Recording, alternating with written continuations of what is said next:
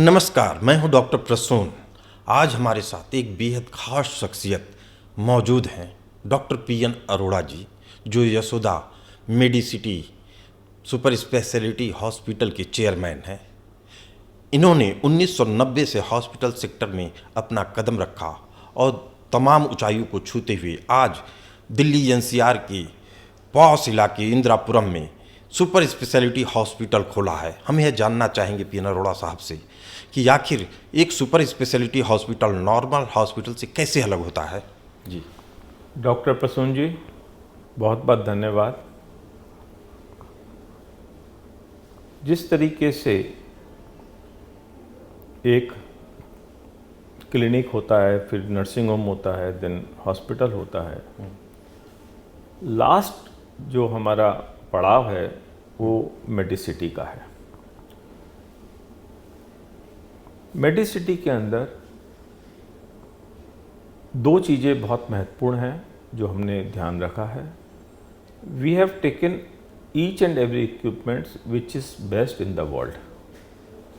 Second, अगर आप cardiology में जा रहे हैं, कार्डियोलॉजी का पेशेंट है, कार्डियक सर्जरी का पेशेंट है, तो वो डिपार्टमेंट अपने आप में पूरा एक हॉस्पिटल है।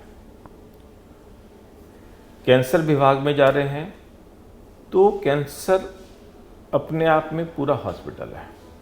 बच्चों के वार्ड में जा रहे हैं तो वो बच्चों का पूरा एक अपने आप में हॉस्पिटल है। This is how we have created this concept of medicity which is really unique and patient safety is first. This is our motto. मुझे लगता है कि आप जिस तरीके के कॉन्सेप्ट के साथ यहाँ दिल्ली एनसीआर में पढ़ रहे हैं, ये केवल दिल्ली एनसीआर के लोगों के लिए नहीं है, दुनिया में उन तमाम लोगों के लिए, जैसे आसियान कंट्रीज़ हैं, जैसे यूरोपियन कंट्रीज़ है, वहाँ मेडिकल की सुविधाएं बहुत ही महंगी हैं। और अब अमेरिका, जिसने मेडिसिन पे भारी टैरिफ लगा के रखा है, जिससे अमेरिका के लोगों को जो मेडिकल सुविधाएं हैं उनको काफ़ी महंगी पड़ने वाली हैं। अब सर्जरी की बात हो तो उनके लिए यह बेहतर होगा कि इंडिया में आके सर्जरी कराएं। आप के यशोदा मेडिसिटी में सुपर स्पेशलिटी हॉस्पिटल में उनको अमेरिका से भी बेहतर सुविधाएं मिलेंगी, वर्ल्ड क्लास मेडिकल फैसिलिटी मिलेगी। उसके लिए क्या आपकी क्या तैयारी है और कैसे आप इसको देखते हैं, अपॉर्चुनिटी है? डॉक्टर प्रसून जी, ये हमने अब इसको सॉफ्ट लॉन्च 1 जुलाई से किया है और inauguration some time will be doing in October. अभी भी हमारे पास कनाडा से और बाकी देशों से पेशेंट्स आ रहे हैं। आज भी 2 पेशेंट बाहर के हमारे यहाँ एडमिट हैं। नो डाउट हेल्थ सेक्टर के में जो ये कहा जाता है कि महंगा है, इनफैक्ट जो फैसिलिटीज़ और जिस तरीके के डॉक्टर्स हमारे यहाँ हैं या पूरे हिंदुस्तान में हैं, वो वर्ल्ड के अंदर अगर हम कंपेयर करते हैं तो 10वां हिस्सा भी यहाँ पर चार्ज नहीं होता है। तो हाँ, अफोर्डेबिलिटी के एक इशू रहता है कि अफोर्डेबिलिटी थोड़ा कम है, और वो इंश्योरेंस से और बाकी आयुष्मान स्कीम से और बाकी जो सेंट्रल गवर्नमेंट, स्टेट गवर्नमेंट अपने एम्प्लॉयज़ का ध्यान रख रही है, तो वो काफ़ी चीज़ें मैच आउट हो रही हैं। जैसे आपने कहा कि बाहर का पेशेंट, तो निश्चित रूप से बाहर के पेशेंट्स यहाँ पर बहुत आएंगे और उनको सुलभ चार्जेस पर अच्छा इलाज यहाँ उपलब्ध रहेगा। एक चीज़ और समझना चाहते हैं डॉक्टर साहब आपसे कि जिस तरीके के प्रोटोकॉल्स नॉर्मल हॉस्पिटल में प्रोवाइड किए जाते हैं, जैसे अभी कुछ दिनों पहले की बात है, एम्स में हमने देखा कि बारिश में वहाँ पानी का वार्ड्स में पानी आ गया, जम गया। उसके बाद मालूम चला कुछ ही घंटे बाद कि वहाँ आग लग गई, जबकि माना जाता है कि भारत का सबसे अच्छा हॉस्पिटल एम्स दिल्ली है। ऐसी स्थितियाँ क्यों उत्पन्न होती है और कैसे ये सुपर स्पेशलिटी हॉस्पिटल उससे भी बेहतर सुविधाएं दे रहा है? जी देखिए, एम्स का एक अपना स्थान है हमारे देश में और इतने सालों से एम्स अग्रणी रहा है मेडिकल फील्ड में। तो हाँ, छोटी मोटी या ये पूरा इंफ्रास्ट्रक्चर बनाए हुए इतने टाइम हो गया है, तो पानी आ जाना या कहीं शॉर्ट सर्किट हो जाना, इससे हमें चिंतित होने की आवश्यकता नहीं है। उसका जो मैनेजमेंट के लोग हैं वो ध्यान रख रहे होंगे। ये सुपर स्पेशलिटी हॉस्पिटल किस मायने में एम्स से अलग है, या उससे बेहतर है, या उसके बराबर है, कैसे? जी देखिए, काफ़ी इक्विपमेंट्स ऐसे हैं जो अभी एम्स में भी नहीं है, और मैं ये नहीं कहूँगा कि एम्स हमसे या हम एम्स से बेहतर हैं, लेकिन हम लोग बहुत ही ट्रांसपेरेंसी और ऑनेस्टी के साथ अपने काम को कर रहे हैंगे। दूसरे की किसी भी हॉस्पिटल की बारे में कमेंट करना तो ठीक नहीं रहेगा। सभी डॉक्टर्स और सभी अस्पताल जो देश के हैं अपने तरीके से समाज की और मरीजों की सेवा कर रहे हैं। सेवा कर रहे हैं, लेकिन तमाम कई सवाल ऐसे होते हैं कि क्या दुनिया की सबसे बेहतरीन सुविधाएं इस हॉस्पिटल में है, यशोदा मेडिसिटी में है? तो उसका जवाब शायद हाँ में आता है। उसके पीछे कुछ कारण है। जैसे मेडिकल टूरिज्म की बात की जाए तो उसके लिए मुझे लगता है परफेक्ट डेस्टिनेशन है यशोदा मेडिसिटी। इसी के साथ रोबोटिक सर्जरी की बात की जाए तो उसमें भी काफ़ी बेहतर काम कर रहे हैं। आप इसके बारे में कुछ बताएंगे हमारे दर्शकों को? जी। एडवांसमेंट बहुत हुआ है, और उसी एडवांसमेंट का जो मेडिकल फील्ड में एडवांसमेंट हुआ है उसका नतीजा बिल्कुल सामने है कि हमारा जो डेथ रेट है वो कम हुआ है, लाइफ स्पैन बढ़ा है। एक समय था कि 20, 25, 30 साल, 40 साल एक एवरेज लाइफ होती थी। आज इंडिया ने इसको अचीव कर लिया है, 70 वर्ष की एवरेज लाइफ है। और इतने पेशेंट्स हमारे पास 90 प्लस के आते हैं, तो उनको देख के बड़ा अच्छा लगता है कि ये मेडिकल सर्विसेज में जो इम्प्रूवमेंट आया है और अवेयरनेस भी हुई है। पहले क्या होता था कि 60 वर्ष के बाद आदमी सोचता था कि भाई अब तो मेरा रिटायर हो गया मैं, अब मेरा तो ऊपर जाने का समय आ गया है। तो अब ऐसा नहीं है।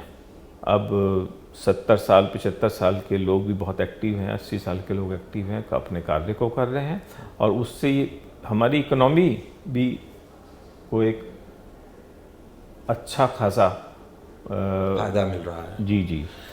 एक चीज़ ये भी समझना चाहेंगे आपसे कि ये जो कहा जाता है मेडिकल फील्ड में रोबोटिक्स का ज़्यादा यूज हो रहा है, क्या ये डॉक्टरों को रिप्लेस कर देगा या डॉक्टरों की जगह ले लेगा, या दोनों साथ चल के लोगों को ज़्यादा बेहतर सुविधाएं दे सकते हैं? जी। ये मैन बिहाइंड दी मशीन, चाहे रोबोट हैं या इससे भी एडवांसमेंट कुछ आ जाए, अब एआई पर भी चीज़ें बहुत हमारे यहाँ सारी चल रही हैं, तो लेकिन उस सब के पीछे बिना डॉक्टर की एक्सपर्टीज़ के वो संभव नहीं है। ऐसा नहीं है कोई भी मशीन कि वो हमने बिना डॉक्टर के पेशेंट पे लगा दी और वो मशीन अपना सब काम कर ले। उस मशीन को कमांड देने वाला डॉक्टर ही है। इसके एडवांटेज है सर्जरी करने में, जिसे सर्जन का नाइफ होता है, वो उसका नाइफ सब जगह नहीं पहुंच पाता। रोबोट की सहायता से उस नाइफ को वो सब जगह पहुंचा के कम इंसिजन से, कम सर्जरी से एक प्रिसीजन सर्जरी और प्रिसीजन ट्रीटमेंट हो रहा है। This is the biggest advantage. लेकिन आपने बहुत अच्छी बात कही कि एआई, आर्टिफिशियल इंटेलिजेंस के आने के बाद कहा जा रहा है कि इस फील्ड में पूरा सिनेरियो ही चेंज हो जाएगा। आप तो इस एआई को भी अपने यहाँ मेडिकल उसमें ट्रीटमेंट में डाल रहे हैं, तो क्या लग रहा है, क्या संभावना है और किस तरह से बदलाव देखते हैं आप? जी। एआई जो मेडिकल फील्ड में है, जब भी हम कोई भी इक्विपमेंट पे, चाहे हार्ट की कैथ लैब है या रोबोट सर्जरी है, तो रोबोट वो अपने भी ऑप्शन मशीन देती है, और वो उनके ऑप्शन हजारों लाखों पेशेंट्स के जो अब तक के रिसर्च है उन पे जो काम हो चुका है, सक्सेसफुल सर्जरी हो चुकी हैं, सक्सेसफुल ट्रीटमेंट हो चुका है, तो उसका एक आपको रेडी रेकनर सामने रहता है। Even then final decision doctor का ही होता है। जी। उसमें गलती की संभावना 0 हो जाती है।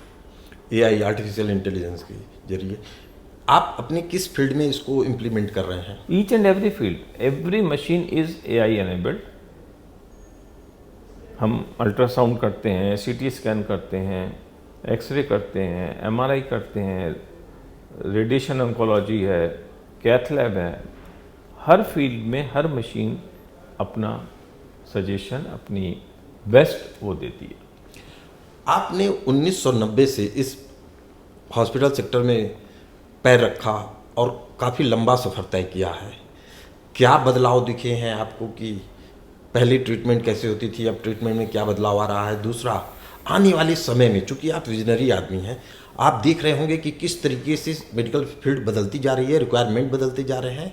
तो 1990 से लेकर अब तक का सफ़र, आगे 10 साल तक का सफ़र आपके जरिए समझना चाहेंगे और जानना चाहेंगे। देखिए 90 में जब हॉस्पिटल शुरू किया था, मेरा शुरू से स्ट्रेटजी रही ट्रांसपेरेंसी एंड ऑनेस्टी। पेशेंट उस टाइम आते थे, पेमेंट के लिए बहुत परेशान होते थे। तो जिन मरीजों को लगता था कि इनके पास बिल्कुल पैसा नहीं है, तो उनकी मैं मदद करता था और उनको कोशिश करता था कि भाई इन पे बर्डन ना पड़े और हम हॉस्पिटल से इनकी मदद कर दें। मुझे अब तक याद है कुछ पेशेंट और उनके परिवार वाले ये कहते थे कि हमारे मरीज को बचा लीजिए, हम तो 6 महीने से 3 महीने से इलाज करा रहे थे, हमारा ज़मीन बिक गई, हमारा मकान बिक गया। तो एक तो सबसे बड़ा फ़र्क ये आया है कि आज मदद तो अभी भी लोग मांगते हैं, लेकिन ऐसा कोई भी इंसिडेंट नहीं देखने को मिलता जिसमें ये कहा जाए कि वो आके हमसे कंप्लेंट करें कि सब हम इलाज करा रहे थे, हमारा मकान बिक गया, खेत बिक गया। एक तो ये बहुत बड़ा फ़र्क आया है। तो इसका क्रेडिट आप गवर्नमेंट को देते हैं, आयुष्मान योजना को? यस, आयुष्मान है, इंश्योरेंस है। पहले 90 में अगर मेरे पास 200 पेशेंट भर्ती होते थे तो 200 में 1, 2, 3 पेशेंट ऐसे होते थे या 4 पेशेंट होते थे जिनका कि थर्ड पार्टी पेमेंट होता था। आज 200 पेशेंट के अंदर एवरेज आएगी कि 4-6 पेशेंट ऐसे होंगे जो पेमेंट अपने पास से दे रहे हैं, या तो उनको इंश्योरेंस से मिल रहा है, आयुष्मान से मिल रहा है। ये भारत सरकार की बहुत बड़ी स्कीम है CGHS, और एक डिफेंस मंत्रालय की भी एक बहुत बड़ी स्कीम है जो ECHS। तो ये पेमेंट उनके माध्यम से होता है। रेलवे भी एक बड़ा सेक्टर है जो अपने एम्प्लॉयज़ को फैसिलिटेट करता है इस तरह से। आपने बिल्कुल ठीक कहा डॉक्टर प्रसून जी। रेलवे ये तीसरा बड़ा सेक्टर है जो कि अपने हर एम्प्लॉय को ट्रीटमेंट देता है, और जो भी उनका सिस्टम रहता है कि वो उनकी सैलरी से डिडक्ट करते हैं थोड़ा थोड़ा अमाउंट, और जब वो पेशेंट रिटायर होता है तो उसको फ्री ट्रीटमेंट मिलता है, लाइफ टाइम फ्री ट्रीटमेंट मिलता है। लेकिन अभी भी बहुत चीज़ें सुधार की ज़रूरत है। गवर्नमेंट से आपकी क्या उम्मीदें हैं कि हॉस्पिटल सेक्टर को किस तरीके से और ज़्यादा फैसिलिटेट किया जाए? एक चीज़ और जानना चाहूँगा कि चूँकि अब मेडिकल टूरिज्म की बड़ी चर्चा हो रही है, बाहर से मरीज आते हैं, लेकिन अभी भी काउंसिल नहीं बनाया गया है। इसके पीछे गवर्नमेंट का फेल्योर समझते हैं या कोई और कारण समझते हैं? जी। बाहर से आने वाले मरीजों के लिए जो एक सर्विस प्रोवाइडर्स हैं, उनका एक काउंसिल बन जाए या उनका एक कुछ बन जाए तो वो बड़ा अच्छा कार्य करेगा, और उससे नंबर ऑफ पेशेंट्स भी बाहर के आने वाले बढ़ेंगे, जिससे कि हमें गवर्नमेंट को तो GDP में भी फ़ायदा होगा, और एक जो फॉरेन करेंसी है वो इंडिया की बढ़ेगी। इसकी दिशा में आपने कुछ सोचा है, या आप लोगों की कोई ऑर्गेनाइजेशन होगा वो उसके जरिए आगे बढ़ने की कोशिश कर रहे हैं? नहीं, इस सेक्टर में मैं डायरेक्टली तो कुछ नहीं देख रहा हूँ, और जो ये सर्विसेज प्रोवाइडर्स हैं इन लोगों का एक अपना बनाया हुआ है, और ये लोग लगे हुए हैं कि इसका जैसे फिक्की है या इस तरीके का कोई ये ऑर्गेनाइजेशन बना लें जिसमें ये चीज़ें रेगुलाइज ज़्यादा बेहतर तरीके से हो जाएंगी। एक्सपोर्ट इंपोर्ट की बात करते हैं तो हर सेक्टर में लगभग चाहे लेदर हो चाहे स्किल डेवलपमेंट कई जगहों हाँ पे जी हमने जी, देखा है डॉक्टर प्रसन्न काउंसिल है। बिल्कुल ठीक कह रहे हैं, उसी तरीके से इसका भी बनना चाहिए। बनना चाहिए, अभी है नहीं। जी जी जी जी। जिसके कारण से काफ़ी चेंज आएगा। हाँ हाँ, नंबर ऑफ पेशेंट्स बढ़ेगा, हमारी इकोनॉमी को उसमें बूस्टअप होगा, बाहर से अच्छा खासा पैसा इंडिया में आएगा, फॉरेन एक्सचेंज अर्निंग होगी। ट्रांसपेरेंसी रहेगी तो क्रेडिबिलिटी भी अपनी बनेगी हॉस्पिटल की सारी, और इस सेक्टर की भी क्रेडिबिलिटी हाँ, बाहर से जो पेशेंट्स आ रहे हैं जी नेचुरली उनको थोड़ा सा एक कॉन्फिडेंस का होता है, तो एक अगर प्रॉपर काउंसिल होगी तो उनका एक कॉन्फिडेंस लेवल और ज़्यादा बढ़ जाएगा, क्योंकि पेशेंट्स सिंगापुर भी जाता है, दुबई भी जाता है, और भी कंट्री में जाता है, फिर भी हमारे पास मैक्सिमम पेशेंट है। आई थिंक कि अगर ये आपका सजेशन बड़ा अच्छा है डॉक्टर प्रसून जी, कि ये अगर काउंसिल बनती है तो इससे हम उनका कॉन्फिडेंस लेवल और बहुत ऊपर तक ले जा सकते हैं। कई बार ये भी देखा गया है डॉक्टर साहब, जैसे मेडिक्लेम कंपनियां होती हैं, कहा जाता है कि जब वो मरीज आ जाता है हॉस्पिटल के अंदर तब वो क्लेम रिजेक्ट कर देते हैं। ऐसी भी घटनाएं आपके हॉस्पिटल में आती हैं क्या? हाँ, कभी कभी होता है, हालांकि इसके लिए समय समय पर IRDA और इवन सुप्रीम कोर्ट ने गाइडलाइंस दी हैं कि पेशेंट को पूरा उसका इलाज मिलना चाहिए और इंश्योरेंस कंपनीज को इसको ऑनर करना चाहिए। जब पेशेंट परेशानी में होता है, बीमार होता है, ऊपर से ये दूसरी परेशानी उस बेचारे को मिल जाए कि आपका ये जो अप्रूवल नहीं आ रही है ये, तो उस पर समय समय पर IRDA बहुत अच्छा काम कर रहा है, उन्होंने काफ़ी चीज़ों को रेगुलाइज किया है। डॉक्टर साहब एक चीज़ और भी समझना चाहेंगे कि जिस सुपर स्पेशलिटी हॉस्पिटल की बात करते हैं, एक आम आदमी के नज़रिए से उसको लगता है कि बहुत महंगा होगा नॉर्मल हॉस्पिटल से, और शायद हमारी जो क्षमता है उसके बाहर की चीज़ है ये। आपको क्या लगता है कि ये क्या आम आदमी की क्षमता के बाहर की चीज़ है? प्रसून जी, ऐसा नहीं है।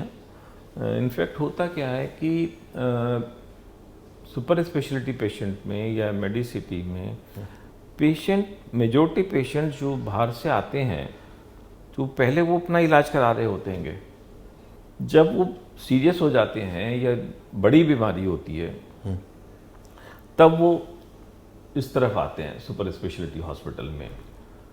तो नेचुरली बड़ी बीमारी होती है, बिगड़ी हुई बीमारी होती है, तो उसके हिसाब से डॉक्टर्स भी ज़्यादा लगते हैं, ICU में रहना पड़ता है। तो वो अगर कंपेयर करेंगे कि अगर वो पेशेंट शुरुआती दौर में आ जाए तो उसका इतना खर्चा नहीं होगा।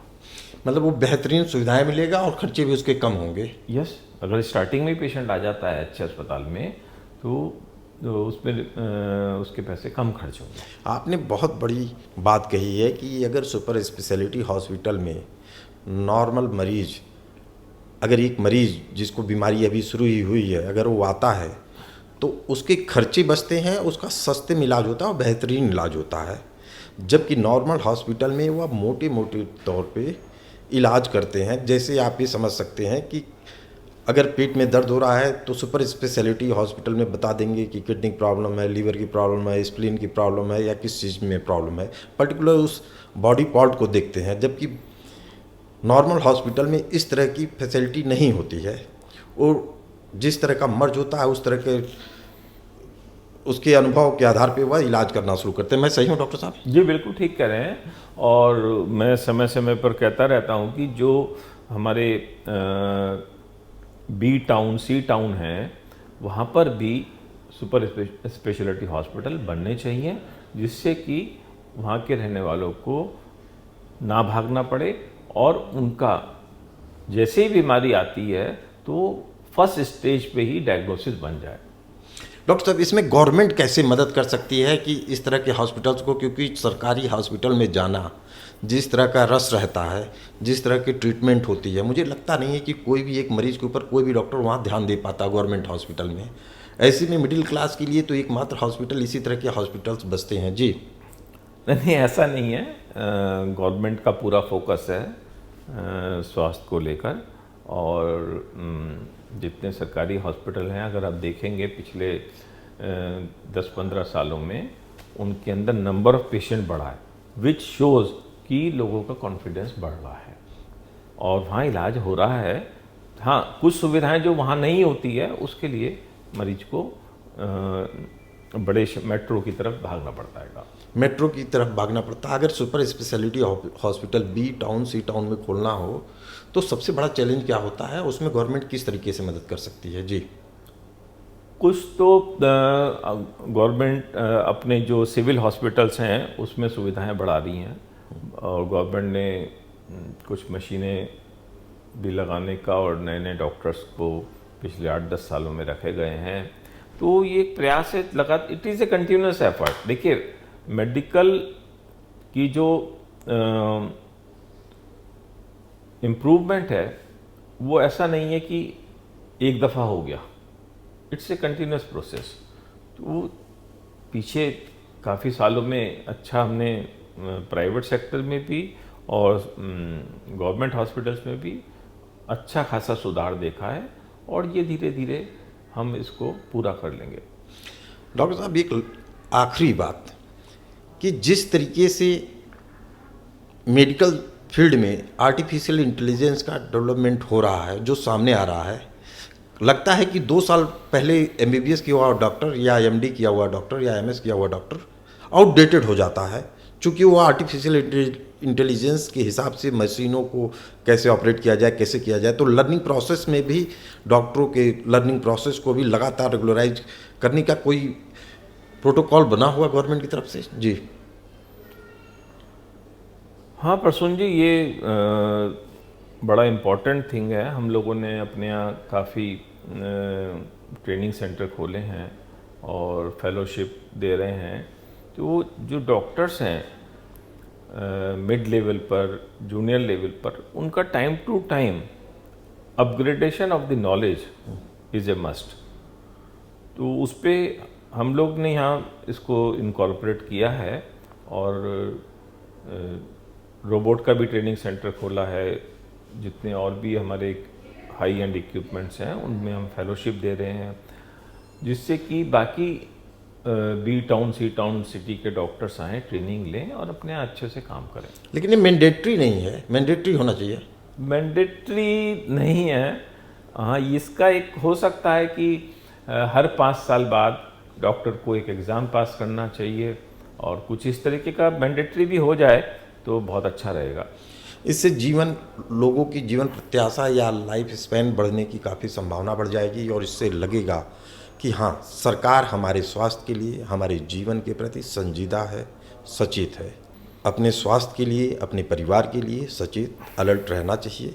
इसके लिए हमें डॉक्टरों के संपर्क में रहना चाहिए और शायद super speciality hospital Delhi, NCR के जगहों पे एक तरीके का वरदान है जो हर मरीज को मिल रहा है। अगर बात की जाए डॉक्टर पीएन अरोड़ा जी की, तो डॉक्टर पीएन अरोड़ा जी का यही कहना है कि अब इन सुविधाओं को आपको बी टाउन सी टाउन के शहरों में ले जाना चाहिए ताकि मरीज वहाँ से यहाँ ना आए बल्कि उनको वहीं सुविधाएं मिले।